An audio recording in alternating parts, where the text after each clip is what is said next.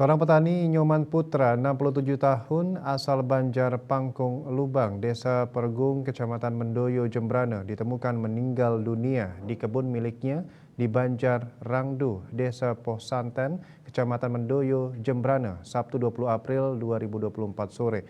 Korban diduga menderita penyakit hipertensi dengan tensi tinggi dan kambuh saat kejadian.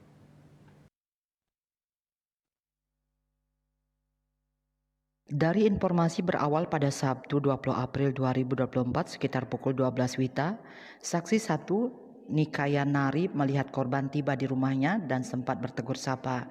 Kemudian sekitar pukul 15 WITA, Nyoman Nari hendak kencing di sebelah barat rumahnya dan tidak sengaja menoleh ke arah selatan dan tiba-tiba melihat korban di sebelah barat tembok pekarangan miliknya dalam posisi tengadah kepala mengarah selatan, kaki mengarah utara, kaki kiri menekuk ke atas, posisi kedua tangan di atas dada. Saat ditemukan, korban mengenakan baju kaos lengan panjang warna hitam, celana training hitam strip merah putih, serta dalam keadaan meninggal dunia. Selanjutnya, Nyoman Nari memanggil saksi kedua, Nyoman Budiastri, dan berteriak meminta tolong ke warga sekitar. Kemudian kejadian tersebut dilaporkan ke perangkat desa dan Polsek Mendoyo. Kemudian Kapolsek Mendoyo Kompol Dewa Gede Artane didampingi Pawas AKP Inyomaniarse mendatangi TKP. Dari hasil pemeriksaan luar tim Puskesmas 1 Mendoyo dan identifikasi Polres Jembrane tidak ditemukan adanya bekas luka kekerasan pada tubuh korban.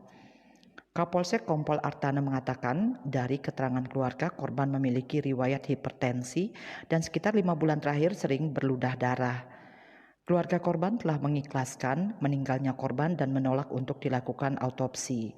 Jenazah almarhum kemudian dibawa ke rumah duka di Banjar Pangkung Lubang, Desa Pergung, Kecamatan Mendoyo, Jembrane. Dan Pos melaporkan.